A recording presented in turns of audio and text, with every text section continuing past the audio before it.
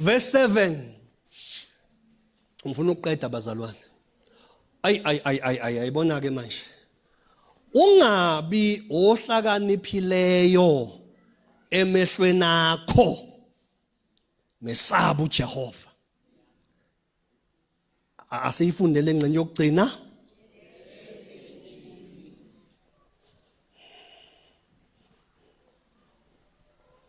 Dede bubini. Mesaba uJehova. Dede bubini. Udede, haleluya. Alisho ukuthi uzodediswa. Alisho ukuthi uzoqheliswa. Bazalwane, akuzona zonke izinto ezidinga uNkulunkulu ekuhambeni naye. Njengalokho akuzona zonke izinto ezidinga wena ekuhambeni noNkulunkulu. We partner with God. Hallelujah. Senze njani? We partner. How do we partner? Total trust. Total surrender. Total obedience. That is how we partner with him. As we surrender, as we obey him, he comes with his righteousness. He comes with his grace. So makuthiwa la udede bubini kusho ukuthi kune grace oyinikiwe wena ukuthi you can make a decision okwenze njani yokudeda ebubini. Angibonisa omunye uthi mfundisi uyazi angisathanda ukuhamba nalabantu because they are busy ngempela empilweni. Nithi ba busy manje nawo busy hayi nami ngivele ngibe busy njengabo ngithi okay lalela ngeke kufike ingelosi ithi mntana ngizokukhipha manje ungithumela uJehova wamabandla. No, you make a decision. What is to make a decision? I'm coming out. Immediately you make that decision, then God comes and meet you at the point of your decision. Bese kunika grace to walk and never look back. But mawucabanga ukuthi wena usazolinda ukuthi uNkulunkulu no bazalwane kunezinto esideda thina kuzo. Then bese uNkulunkulu ekuhlonipha esinqumeni sakho. Then you get assisted. Ishort I'm assisted. Yeah, but you don't just get assisted to lele ubheke phezulu. You need to rise. Uthi no Isaiah 60. Arise. Alisho uthi shine and then you will arise. You are arise. Then for your light has come. Arise. Arise. Bazalwane, what do? We arise. To arise, it means to make a decision. Ake ngikhonza uNkulunkulu with full purpose now. Sathi uNkulunkulu, ayisewukhethe kahle ke. Let me give you grace to execute isinqumo sakho because usukhetha ukuhambisana nentando yami. Awuphinde uthi arise. Yes. That is to make a decision. I'm arising from failure. I'm arising from ama-excuses. Makumele ngenze into right. I'm arising. Niyavuka. I arise from slumber. I arise from laziness even to pray. I arise. Vuka ukhanye. Ukube siyenzelwa kwezinye izinto belizothi iBhayibheli. Khanya qala then lokho kukhanya kuzokuvusa izathu kuze kuthiwa nje vuka ukhanya ingoba before uvuka ukhanye already ukukhanya kwakho sekunjani. Jesus died first. He died first. Ukuze wena uzokwenza njani uzovuka. So unesizathu so nomathi uJesu sefile baningi abantu abazoya ezihogweni befelwe. Ngoba lento ukuthi I receive Jesus as Lord. That is to wake up. That is to arise. Why am I arising? Because the light has come. Ukukhanya sekubethelwe esiphambanweni. So I have to respond. I have to respond. So how do you respond? You respond by taking a wise decision. I arise. Mawufuna ukushintsha istate sefinance yakho ungalokhu uqhumuza amanandi kuze kuphele iholo. Yabona?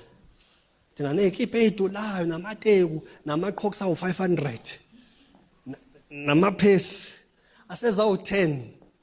Yabo. Mawufuna ukushintsha isinqumo ubone ukuthi okay imali yami yaphela because I'm not spending my money wise. Awuthi Lord ngisize. You need to arise. Qale manje uthi okay ngiyahola kusasa 25 ngizoya edolobheni ngomgqibelo.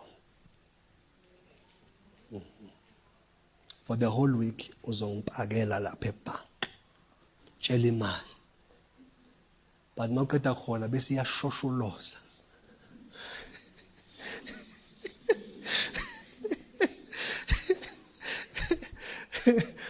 Olengisa umzana othola u36 sewuyimalini manje 370. Umoya segudla ngasespa hayi tu iphumile ke namhlanje. Iphumile 370 uphumile. Umoya sephethe ama-Doritos. Ama-Doritos akutshela ukuthi hayi seyitholile 370. Yabona?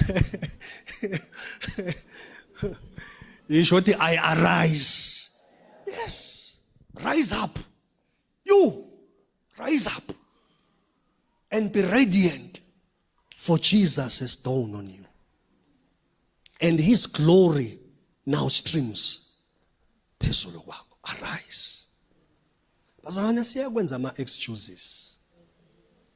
Yazi mawusumzalwane, kumele uyigweme lento yokwenza izaba. Especially uma ngcole mayisekutshengisile ukuthi this is what you need to do. Iyekela ukuba nama-excuses. Uyohlala ucela imithandazo engapheli. Kanti udilelwa yini ama-excuse. And the excuse iqhamuka because you are so comfortable.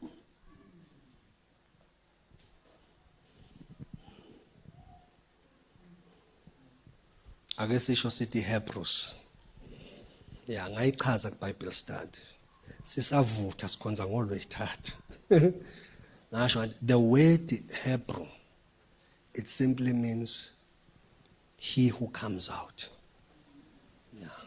He who goes out. Yeah. He who defile the ordinary. Ophuma esixukwini. Yabona? Ophuma from comfort. He who goes out, he who comes out, he who strips off what is normal and ordinary. Someone who defiled the odds. That is the meaning of Hebrew. Before Babe Israel, before Babe Jews, they were first called the Hebrews. So the name Hebrew simply means he who goes out, he who comes out of, he who arises, according to Israel namhlanje silifundayo njengamanje. So mawuthi umHebrew amaHebrew uchaza ukuthi angiyena umuntu ofofobala ngize ngidefine i-environment. I come out and allow the glory of God to show forth the direction. Angenzi okujwayelekile. That is why it's in a religion namhlanje, but there's the Holy Spirit, there is power, but it's in a religion.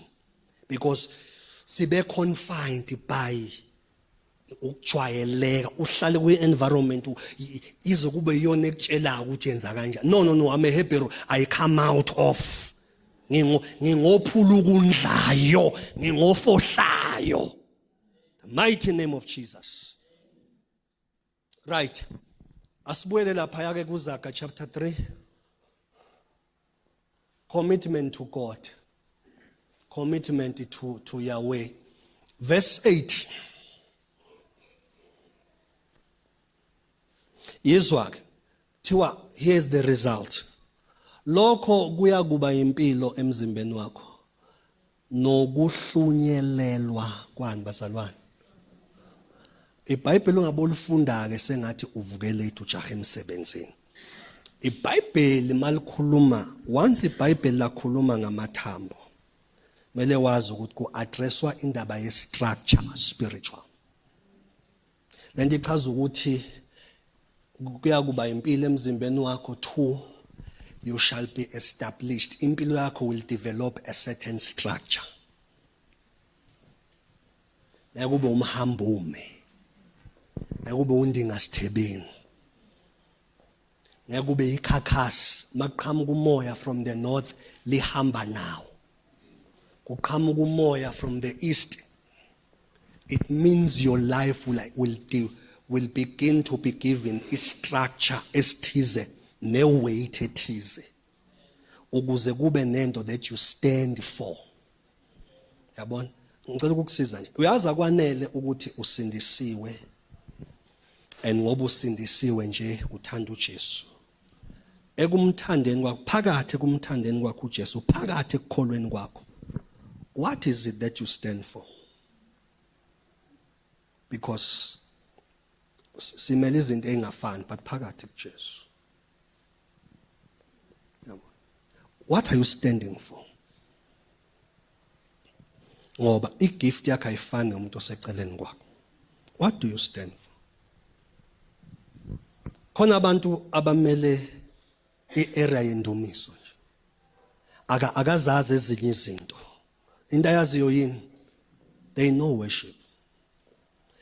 And whenever they interpret God, interpret in a melodic way. Ngisho beku fasting befuna uNkulunkulu, it's about what they are standing for. I'm giving it grace, ne voice to worship Him. They stand for that. Yabona? Mathiwa kubulawa abantu abashumayelizwe ngambona ethi ye kuyabheda lapha. But once wathiwa kubulawa abantu bendumiso uthi hayi ngingapha qedani but angishintshi. What do you stand for? Mina nje ngiyazi, I stand for the doctrine. I stand. Yes, we can cast out demons, we can do this, we can prophesy. Bakhona abameli prophecy. Those are prophets. They are willing to die, but thus says the Lord. Pull the trigger, but thus says the Lord. Umuntu sometimes oshumayela izwi nofundisa izwi njengathi mhlawumbe ngathi umprofeti lapha ziyambhedela, but waqala wathinta izwi nesifundiso salo njengoba silinjalo. Hayi ke nathi siyashuda, hayi ke we are ready to die for this. We won't change the message. So now emele uyibuza ukuthi what am I standing for? So ke makuthiwa kuzohlunyeleliswa amathambo akho, it means as a believer, as a child of God, hamba noNkulunkulu kuze kufika la khona kune structure esikhandeka kuwe that you are willing to stand for and to die for. Uthi Miles Monroe, a man who doesn't stand for anything will fall for everything. Indoda engamele lutho igcina igijimisa konke ngoba imele lutho. Akube khona into imelayo. Yini oyimelayo emzimbeni kaKristu? Umeleni? And ngicela ukukutshela lento imele, you are carrying revival yayo. Abantu abaphethe ifu lendumiso kune revival elethwa indumiso. Abantu abamele ukuthi uNkulunkulu unemali, uNkulunkulu uyacebisana, so we're gonna be abaphostoli nabaprofeti in the marketplace. You stand for that. We do have men of God who are like that. Khona omunye that is a very close brother of mine, lie down, umfundisi, but he's an apostle. Ngalanga ngamtshela siphuziti ngithi yazi mfundisi, ungaba umfundisi ube umpostoli lapha ebandleni lakho, but I'm telling you, i-anointing yakho, you are an apostle in the marketplace. Because that guy, whatever he does in the market, it flourishes. Ngaze ngathi kuye into ezokusiza, appoint someone else ozoba ilay pastor. Ngoba sometimes lolu gcobo lakho lingagcina likhipha ibandla kuyifocus yalokho kumele ukwenze ngokwebandla, ugcina ubafaka kuyi-marketplace kakhulu.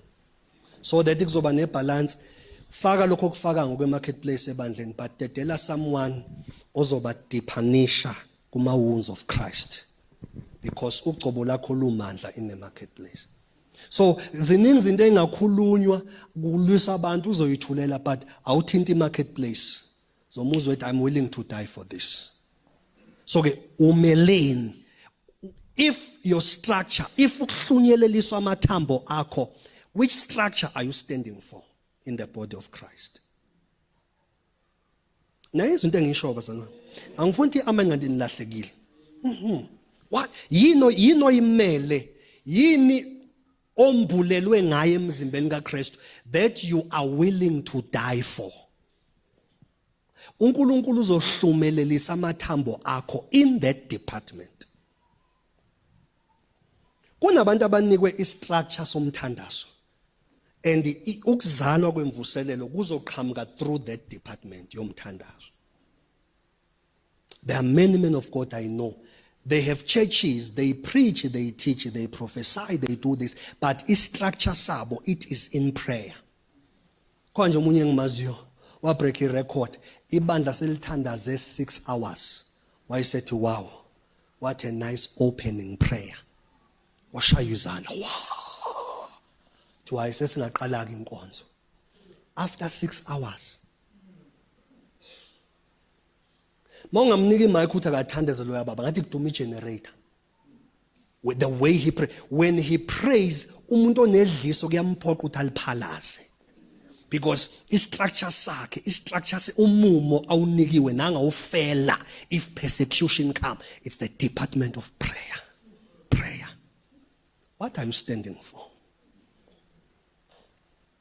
Isikhathi esiningi mayingekho into esiyimele kubalula ukuthi noSathane asebenzise to confuse the weak in the church. Uma indoda ingekho into eyimele emzimbeni kaKristu noma in the local church, labo bantu uSathane nokubasebenzisa ukudunga laba basengabantwana enkosini. Yino imele.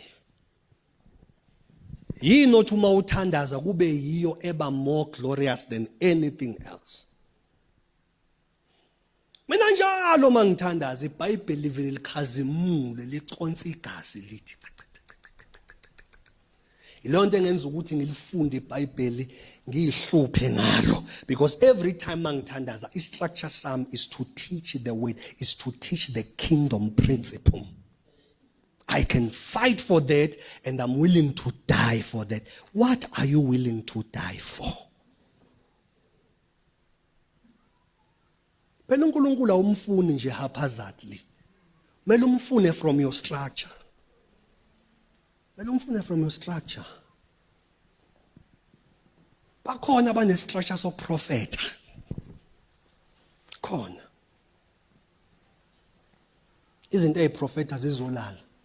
Engaprofeta impuka nindlulu ukuthi in the next 24 hours izofa lempuka. If ibingizwa bengizoyitshela. You see, their structure is prophecy.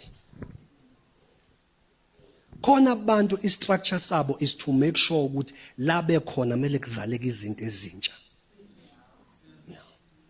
Yizwa laba fika khona bayahlupheka ukuthi hayi man khonto kumele yenzeke la. Bakwazi ukuzwa into engekho ukuthi khonto kumele yenzeke. Ibona bezwa bethi sicela ama intercessors ahlangana.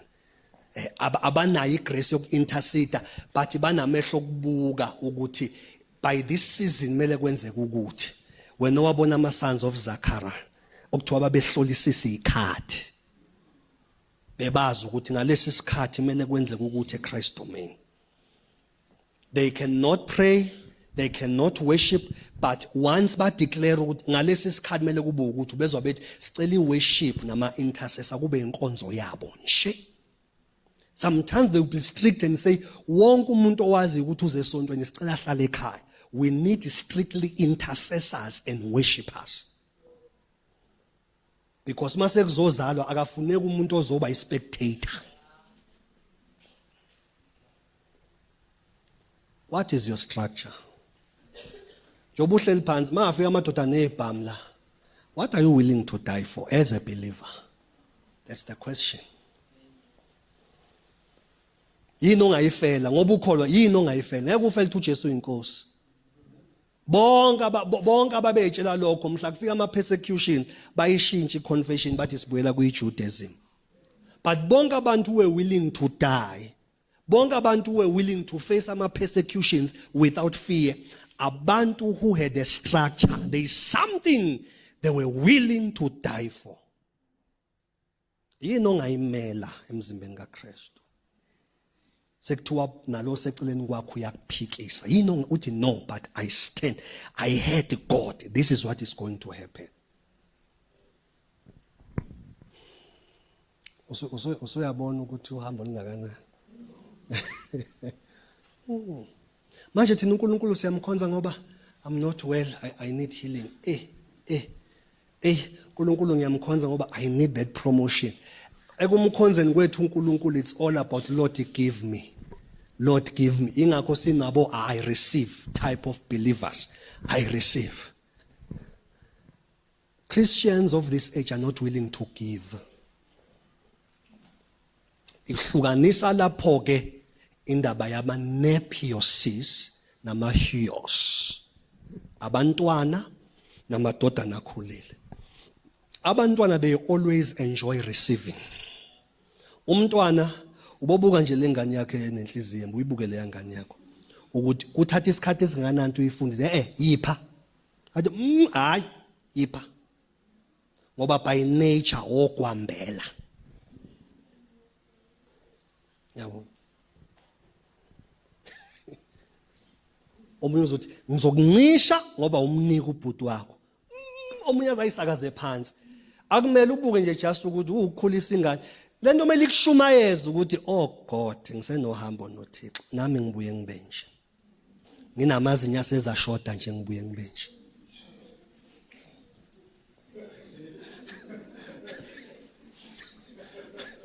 Manje uvula ubuka ingane encishanayo bese uyathetha. Kanti lengane obincishana isaqaza phansi, uNkulunkulu usuke ethi look at your nature, look at your soul. This is your soul. This is your soul. Sometimes you are like this phambi kwami.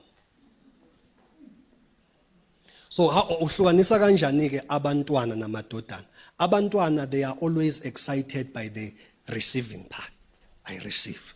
But when somebody matures, they walk out of a confinement of receiving. They begin to feel satisfaction in life. They begin to understand the purpose because they are now losing something to give something. uJesu as a son, he gave up his birthright. That's why iBhayibheli noma wayeyindodana kodwa wafunda ukulalela ngezinhlupho. uJesu akamananga waphoqwa. He learned to give his life. But makuthola umuntu sesewumntwana, ezolengisa udlamini abizingelo sibhubhisani konke, bafuna ukungilimaza bhubhisani. So uma uqala ukukhula enkosini, uyaphuma yabona nje mina ngijabuliswa ukuthi Lord, I receive this. Even that prayer I no longer pray it. Yabona. Because ngiyazi ukuthi akukho okunegama lami from the eternity past engizofa ngakutholanga, akukho. Akukho. There are things I believed God for ngabo 2013, 2012. Yabona. Ezinye manje ziyaqhamuka. Ngihleka kancane, ngicela ukunisurprise or ngicela ukunitshela ukubazalwane. Uyazi lezi zinto engiyithola manje ayisangijabulisi. Into engijabulisayo ukubanjwa yezakhe izandla. That what is more important again. Ngiba excited as umuntu for that 2 minutes, but bese inhliziyo ibuyela kulo othembekile. Ayithathwa ukuthi senginani. Uyazi ufika kanjani lapho? Between receiving a promise and fulfilling of the promise, there must be a testing of character. Ngiyaphinda futhi. Between receiving isithembiso ukuthi ngiyokwenza ubaba wezizwe eziningi and fulfilling or the fulfillment of a promise ukuzala kuka Isaac, in between mele kube nani bazalwane, nokuvivinywa kwesimilo sakho, so that uma I promise seyiba fulfilled, it won't take you away from God.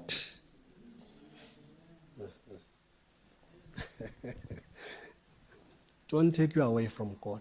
Manje mawubona abantu makufika izinto ibathatha enkosini, umuntu omukele into i-character yakhe ingavivinyiwe. So develop what? Structure. So mawumethemba uNkulunkulu ngenhliziyo yakho yonke, ungancike ekuqondeni kwakho, umazisa kuzo zonke indlela zakho. Not only will he give life to your body, but he will also give you what? a structure. Into ozocraftela kuyo ukukholwa kwakho. Yabona uPaul wayemthanda uJesu but wangeke umthinte makuthiwa mela yoshumela kwabezizwe.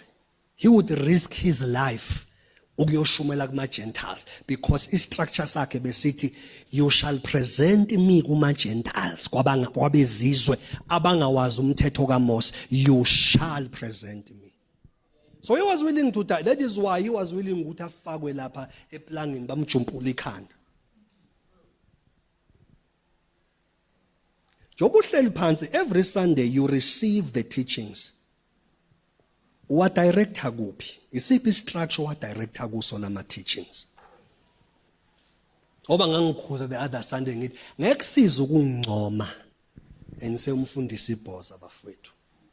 Hayi inkunzi. Nami ngisindiswe njengawe. Mangiqeda ukufaka othayi kanje, ngiyahamba ngiyophila ukukholwa njengawe. Anginalo izulu lakho mina. Izulu likuKristu nasekumazini yena. Aha. So ungancomi, kunokuthi uncome, thatha lesi sifundiso bese uyos applya ku structure sakho, that which you are willing to die for. That which you are willing to die for. Lo 5 minutes osele, it's 1:10. Ngicela siye ku Job chapter 22. Okunye sokuqedela next week. Okunye sokuqedela next week. Naweza amasha amhlophe ayagida manje. Ayayayaya. Job 22 verse number 21. Verse 22 verse 21. Sorry, chapter 22 verse 21. uJobe. Chapter 22 verse 21. Ngicela iCNN ngithathe kahle la. CNN ngithathe kahle la. Bazalwane, if you don't commit to God, uNkulunkulu cannot commit to you ngendlela okumele commit ngayo. Ngeke. Kuyezwakala bazalwane. If you don't commit to God, ngeke yena commit kuwe ngendlela okumele acommit nga. He will only commit on what is normal to make sure that when you die you go to heaven. But ukuthi mawufika ezulwini uzotholana akasangene lapho. uNkulunkulu is committed to people who are committed to his cause. Kuyezwakala bazalwane? You can't commit to God ungazi ukuthi ufunani kuwe. You can't. Asibukeke la. Mawujwayelane naye ube nokuthula ngalokho okuhle kuzokwenza njani? Kuyakufika kuwe next verse. Mawumukele umthetho emlonyeni wakhe, ubeka amazwi akhe enhlizweni yakho. Yes. Yizwa. Uma ubuyela kuSomandla uyakwakhiwa. Angithi uyabona into yokwakhiwa iyabuya futhi. Uzokwenziwa njani? Ilento ye structure iyabuya ngoba uNkulunkulu akahambi nabantu who have not developed the structure. Nikhona bazalwane? Mawuyikholwa develop what? As yiba nento that drives you ekukholweni kwakho.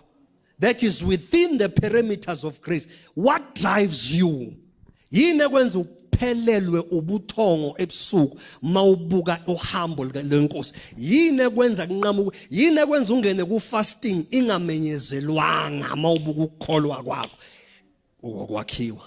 Yizwa ke liyabuya futhi uma udedisa okubi etendeni la, if you allow your soul to be saved. So uyabona ukuthi not only are we seeking a structure, but at the same time siyayiqaphela ukuthi umphefumulo wethu wenziwa njani? Uyasindiswa. I cut off inhliziyo. I cut off iqubu. I cut off ianger. Bazalwane? Ngicela ukukutesta. Me, I tell you this, you believe me, I tell you. Awuxegisa inhliziyo ubone ukuthi ngeke ingene ni call ye CVT zena o apply khona. awuphumeleli nenhliziyo elikhuni. Awuphumeleli inhliziyo elikhuni ikhanda ama-walls around you, then you get stuck in life. Inhliziyo elikhuni nenhlungu ongafuni ukulapheka kuyo iyakwazi ukulanda izinto always so hard to get rid of ibuyise. In the name of Jesus Christ.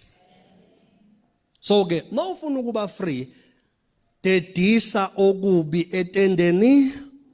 What do we mean by dedisa okubi? We mean allow your soul to be saved. Because if your soul is getting saved, you shall be free from brokenness. The only brokenness ozophila nayo brokenness elethwa uThixo. The only healthy brokenness brokenness elethwa ubani? uThixo. That's the only healthy brokenness. Yonke enye brokenness engezi ngoThixo, it's unhealthy for your spirit. Hallelujah. So ke uma ubuyela kuSomandla, repentance uyakwakhiwa. Oh, so after repentance uqhamuka in structure. But nansi into egcina irepentance nokwakhiwa kwestructure kupermanent empilweni yakho. Dedisa okubi etendeni lakho. Allow umphefumulo wakho ukuthi wenziwe njani? Usindiswe. Ungavumi ukuhlala nento exosha ubukho bukaThixo. uMatthew chapter 5, I'm not sure about the verse, lithi babusisiwe abapure in heart. Babusisiwe abahlanzekile emoyeni, because they shall see God. What do they mean when they say they shall see God? It means every day ukuhamba noNkulunkulu nokuyibonakalisa kwakhe kuzoba everyday experience. Not ukuthi mhla ufu uyovukela kuThixo. No. Malithi they shall see God, it means ukuba pure kwenhliziyo yakho kukusondeza ekutheni ube ne-encounter noThixo. If your heart is pure, you encounter God. Uyawabona amandla kaNkulunkulu. Hallelujah. I want us to pray, bazalwane. God bless you. So qhubeka kahle next week, if the Lord permits. If the Lord permits. Ngifisa sikhulekele. Angithi iqala kusasa mfundisi. Ngifisa sikhulekele inkonzo lezoqala kusasa. Ye fasting and prayer. In the name of Jesus. Sungalivali iBhayibheli lakho siyabonga.